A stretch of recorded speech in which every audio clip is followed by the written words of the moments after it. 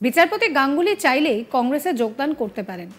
তার জন্য দলের দরজা খোলা রয়েছে বলে জানিয়ে দিলেন প্রদেশ কংগ্রেসের সভাপতি অধীর রঞ্জন চৌধুরী। রবিবার দুপুরেই কলকাতা হাইকোর্টের বিচারপতির পদ থেকে অবসর গ্রহণ করার ইচ্ছা প্রকাশ করেছেন বিচারপতি অভিজিৎ গঙ্গোপাধ্যায়। তিনি জানাচ্ছেন যে মঙ্গলবার তিনি পদত্যাগপত্র পাঠিয়ে দেবেন। আর এমন সময় কংগ্রেসে তাকে যোগ দেওয়ার আগাম বার্তা দিলেন কংগ্রেস নেতা অধীর চৌধুরী। কলকাতা বিমানবন্দরে অধীর চৌধুরী দাবি করেন, যদি বিচারপতি অভিজিৎ গঙ্গোপাধ্যায় কংগ্রেসের মতাদর্শে বিশ্বাস করেন তবে তার জন্য দলের দরজা খোলা রয়েছে।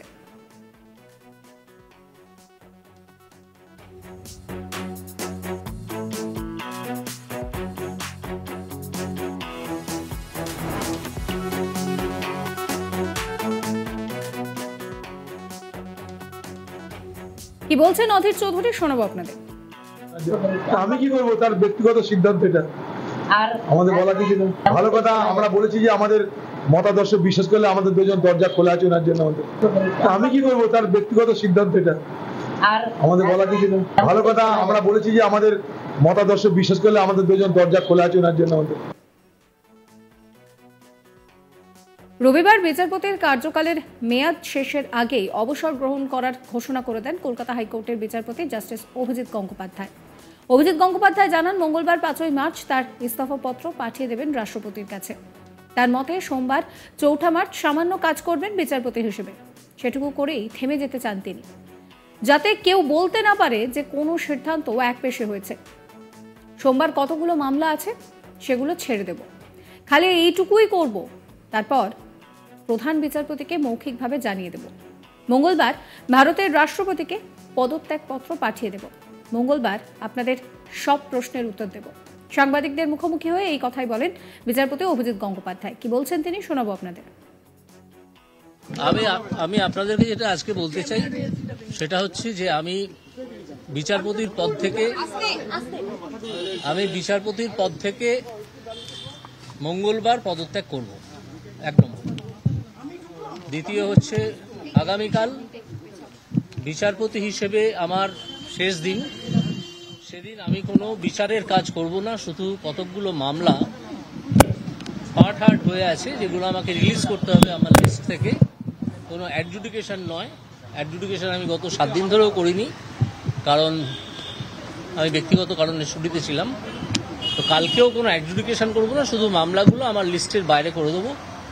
দিয়ে পরশু দিন আমি চিফ জাস্টিস, আমাদের হাইকোর্টের চিফ জাস্টিসকে মৌখিকভাবে জানাবো, এবং পরশু দিন আমি ভারতের রাষ্ট্রপতিকে চিঠি লিখে জানিয়ে দেবো। এবং সেই মুহূর্ত থেকে, যে মুহূর্তে আমি চিঠিটা পোস্ট করব, সেই মুহূর্ত থেকে আমার রেজিগনেশন কার্যকর হবে। এটাই কনস্টিটিউশন এবং কনস্টিটিউশন লয়ের প্রভিশন, সেইটা মঙ্গলবার হবে। তারপর আমি আপনাদের সব প্রশ্নের উত্তর দেবো। মঙ্গলবার 1:30টার সময় কোর্টে মাস্টারদা সূর্য সেন মূর্তির নিচে আমি আসব, আপনাদের সব প্রশ্নের উত্তর সেদিন দেব। এখন বিচারপতি গাঙ্গুলি কোনো রাজনৈতিক দলে যোগ দেবেন কিনা তা নিয়ে ব্যাপক জল্পনা শুরু হয়ে গিয়েছে। সূত্র মারফত খবর, বিরোধী দলনেতা শুভেন্দু অধিকারী নাকি তাকে প্রার্থী করতে একেবারে উঠে পড়ে লেগেছেন। আর তার জন্য একেবারে বিজেপির সর্বভারতীয় সভাপতি জেপি নাড্ডা, প্রধানমন্ত্রী নরেন্দ্র মোদী এবং স্বরাষ্ট্রমন্ত্রী অমিত শাহের কাছে তার নাম প্রস্তাব করেছেন বলেও জানা গিয়েছে। আর তাকে তমলুক থেকে দাঁড় করানোর জন্য মরিয়া চেষ্টা চালাচ্ছেন শুভেন্দু।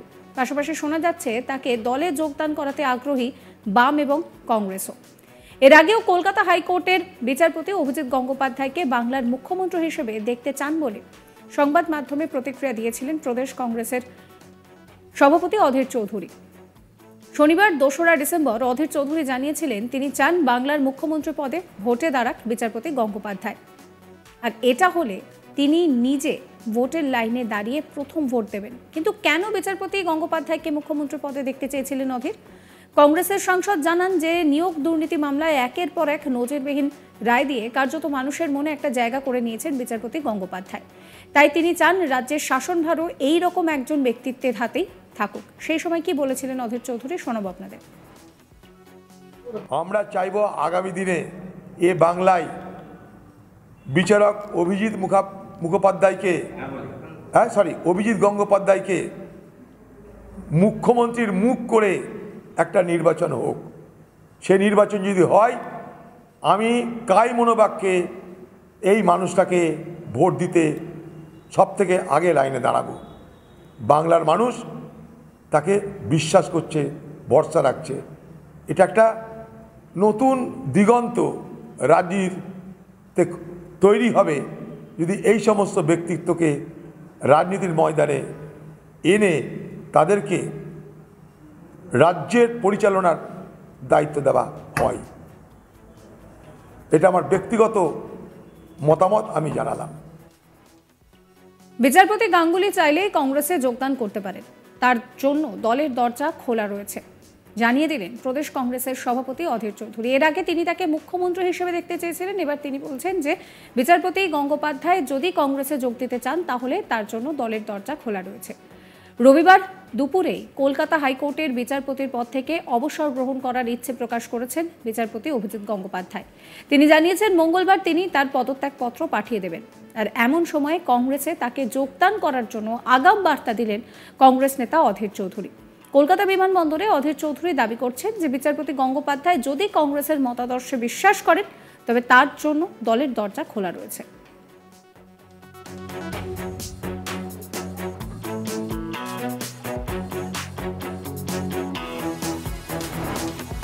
অধীর চৌধুরী কি বলছেন শোনাবো আপনাদের। আমি কি করবো, তার ব্যক্তিগত সিদ্ধান্ত এটা, আর আমাদের বলা কিছু না। ভালো কথা, আমরা বলেছি যে আমাদের মতাদর্শ বিশ্বাস করলে আমাদের দুজন দরজা খোলা আছে ওনার জন্য। আমাদের আমি কি করবো, তার ব্যক্তিগত সিদ্ধান্ত এটা, আর আমাদের বলা কিছু না। ভালো কথা, আমরা বলেছি যে আমাদের মতাদর্শ বিশ্বাস করলে আমাদের দুজন দরজা খোলা আছে ওনার জন্য। আমাদের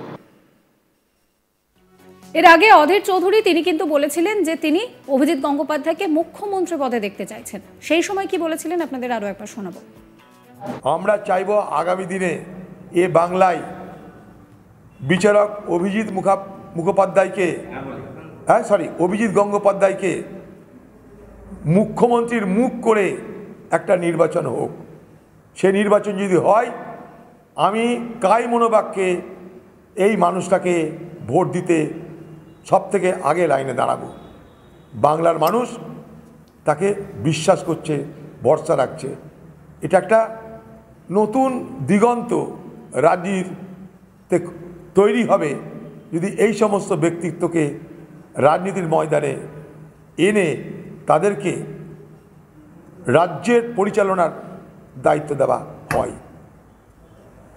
এটা আমার ব্যক্তিগত মতামত আমি জানালাম।